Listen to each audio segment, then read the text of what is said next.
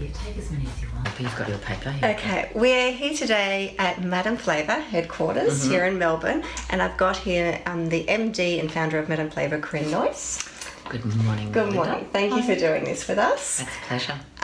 The first thing we wanted to know was you've had a 20-year career in FMCG marketing, a very successful career working at Simplot and Gillette. How did you, or why did you decide to start Madame Flavour, a tea brand that's got a cult following around the world? How did you come up with the idea? It does. How did you come up with the idea? How did you develop the product, and how did you pitch it to the big retailers? Yeah. So, look, I think the starting point is that I wasn't intending particularly to start a business. So it was like I was just walking along and an idea came to me, and I guess as a marketer I felt compelled to pursue it. Yes. So the idea being, well, my attention was directed to the tea section in the supermarket through some work I was doing, and I noticed that the brands were really quite old-fashioned and traditional, and there were only paper tea bags available and the flavours weren't very interesting. And I thought to myself, geez, no wonder I don't buy this. It's not a sexy category. And again, as a marketer, I naturally thought I could do better. People deserve better. I know that out there in the larger world there's loose leaf tea and there's all sorts of beautiful tradition, and I mean, why can't the packaging be beautiful? And so I had all of those thoughts. From there it became about understanding the category better, understanding whether consumers felt the same way as me, because that was just what I thought, and then looking at, well, what specifically might this look like? And I think the moment for me where I decided I'm doing it is I spoke to consumers who said that loose leaf tea was their preference. They loved it, it had better flavour, but they were drinking paper tea bags because it's more convenient. Yes. So there was a gap there, or an opportunity to, give them the better experience with the convenience. And then at one point my husband came home with a little pyramid tea bag that he'd found in a cafe. They hadn't been launched in supermarkets here. Yeah. It was beautiful. It was loose leaf tea in a pyramid, and I suddenly went, that's it. That's my solution, that's my competitive advantage. You mentioned that you did some market research. Yes. Was that formal, or did you speak to friends and family? How did you go about that? I think, part of what's nice about the Madame Flavour story for others, for learnings, is I started with pretty much nothing. I was in the spare room of the house. I had a one-year-old baby. We just bought a house and we had maybe $10,000 in the bank. So it was all about, how can I do the things I would have done in my prior career with multi-million-dollar budgets on the sniff of an oily rag. So I went to the local shops in Sandringham in Victoria with a clipboard, and I said, hi, I'm Corinne Noyes. I'm thinking about doing some tea business. Would you be interested to come and talk to me about it at my house? Literally. Oh, wow. I know. Okay. So that was like my first, sort of workaround. Yes. And I had a heap of people who were really delightful and came to I was so nervous to do it. It was so confronting, but who came to my house and talked about tea. And really, I'd watched many research groups beforehand, so I knew roughly the sort of things to ask, and out of that, that's where I got this understanding of how people related to tea and where this opportunity was. Amazing. And so then once you had the idea and you developed the product, how did you go about that process of pitching it to the retailers? Yeah. So a point that I want to make really clearly here is that there was, for me it was almost 12 months before I got to the point of pitching. I did a lot of work around, business model, pricing, costing, sourcing, profit and loss for 3 years, 5 years. I knew at some point I'd probably be having to go to a bank, but I also knew that to pitch to the major retailers, which is what I wanted to do because that was my background, that the model would need to be tight. There'd need to be certain margins in certain places, or else I'd be going out of business very quickly. Yeah. So the information that I got from the consumers, I put into a beautiful PowerPoint presentation that made it look very professional. Yes. Yeah. 75% of consumers agree that loose leaf tea has more flavour than paper bag tea. This kind of thing. So had the beautiful stuff up front, had the financials, had the how are we going to support this, because they will want to know. It might be a brilliant idea, but how will people find out about this? Yeah. And then it became about, well, who's the buyer? Because the buyer, the category manager, is the person you need to speak to, and how do I find out who they are? And literally getting the details, picking up the phone. and organising and the pitch. convincing them. Yes. Which brings us to Chloe and Stacey had a question just about that in particular. Yes. How do you find out who the category manager is and who that you need to speak to, whether it be in Coles or Woolies or an airline? Yes. How do you find out who to speak to? Yeah, so it's different for both. So so in supermarkets, it's actually not particularly difficult. Often on the website, if you scroll right down to the bottom, there'll be a little area that talks about suppliers or supplying to, and there's quite a lot of information in there, often including the details of category managers, and it's a category manager you would be presenting to. The way that it works generally is that they have what's called a review. So on maybe an annual or a 6-monthly basis, they review everything in the category, including looking for new ideas and potentially deleting existing products that aren't working. So if you're not, and that category review schedule is generally on the website as well. If you're not able to get it, you can literally just call the switch and say, who's the category manager for tea? Who's the category manager for whatever that category is? So they're quite open. The major retailers are quite open with that information. When it comes to an airline, less easy. They will tend to be tendering, and that may be every 2, 3, 4 years. I would be, though, making calls to speak with someone in procurement and just ask, what would be the process, who would be the person to speak with. So you can be quite direct, it doesn't have to be like, whatever, hi, I'm undercover, and I think you can be quite open, and they'll tend to give you the information. And when you get them on the phone, if you're lucky enough to get that person on the phone, what types of you've obviously, you're under pressure, their time is limited. What types of things should you be saying in your pitch? So when I'm trying to find out who it is, I would not be asking to be put through. At that point, I'd just be trying to get the contact details, because then I would spend, and I did spend a lot of time crafting my 15-20 second elevator pitch, if you like. So the sort of things I was doing. You said you practiced it as well. Totally. I practiced. I knew that this was, it wasn't make or break forever, but it was make or break. I may not have another opportunity for 6 months. So so it was all about firstly building very quickly my own credibility. Like, why would I know what I'm talking about? And I would know in this case because I'd worked for other significant corporates in marketing for many years. What's the opportunity for them? How is this going to, what is this going to do to their category? So there's all this sort of niche specific language, but will it grow the value of their category? Will it bring new users into their category? Will it trade users up? So what's it going to do?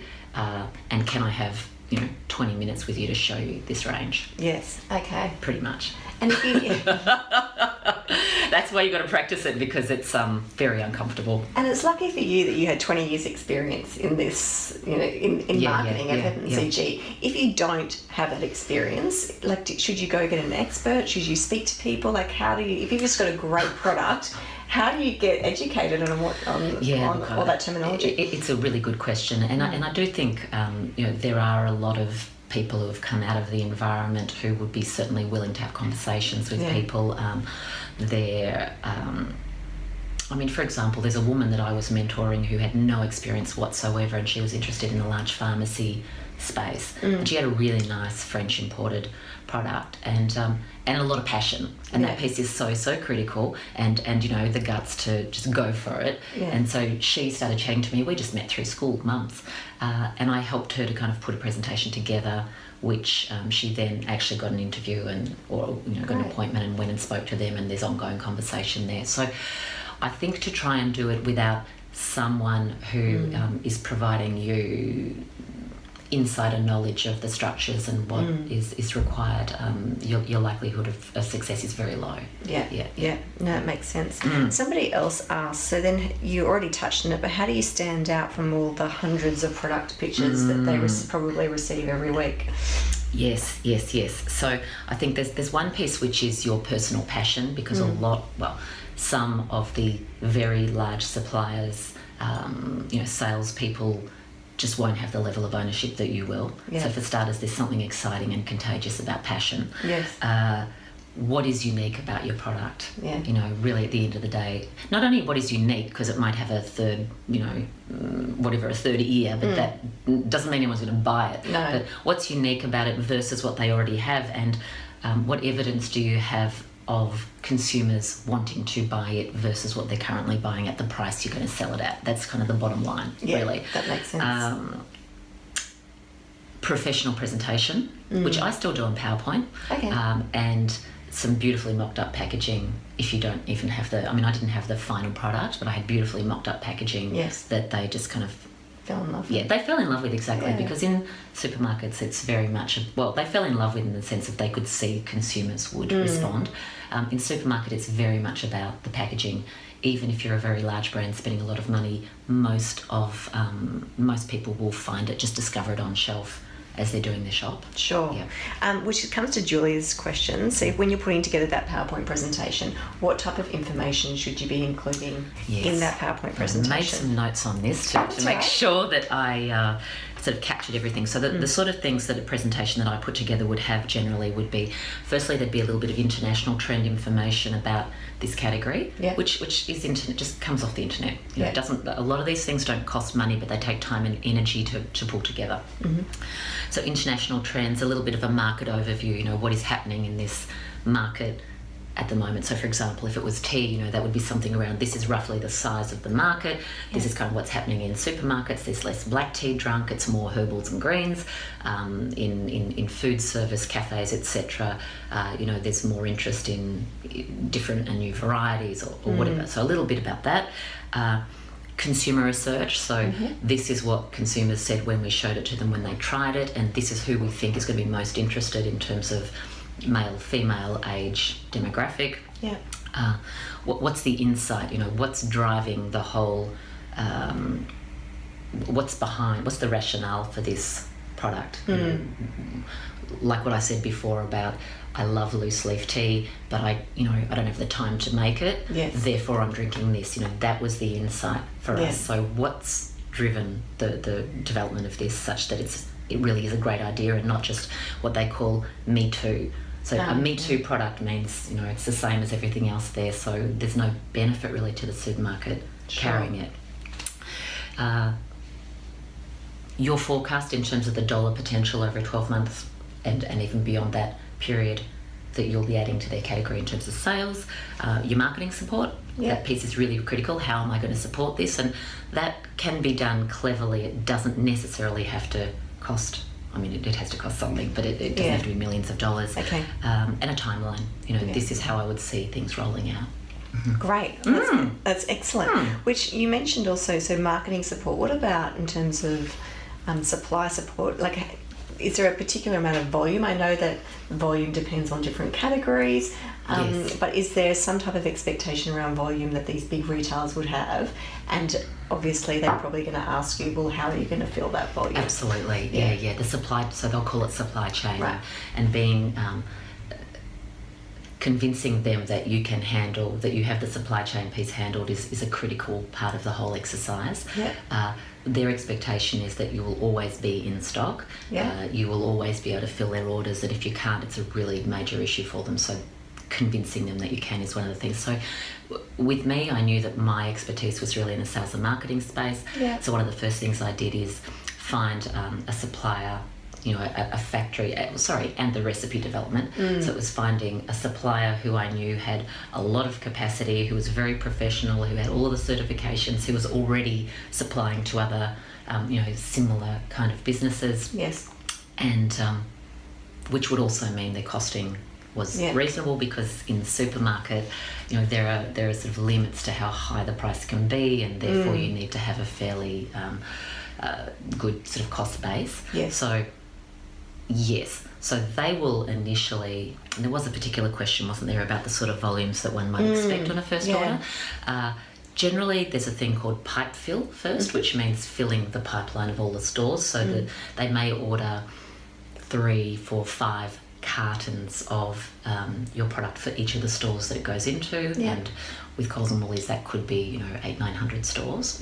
And then probably a couple of weeks later, as the stores start to draw that out of their warehouses, they'll reorder again. So that could be, you know, anything from sort of 20,000-30,000 packs in the first few weeks. I know. Well, and this is the beauty. You know, it's difficult. It's very competitive, but the volumes are large, and you're being exposed to hundreds and thousands of people. Your brand is exposed to hundreds and thousands of people, so it's powerful.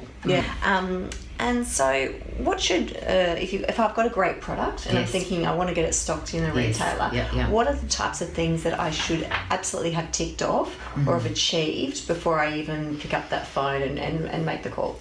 Yeah.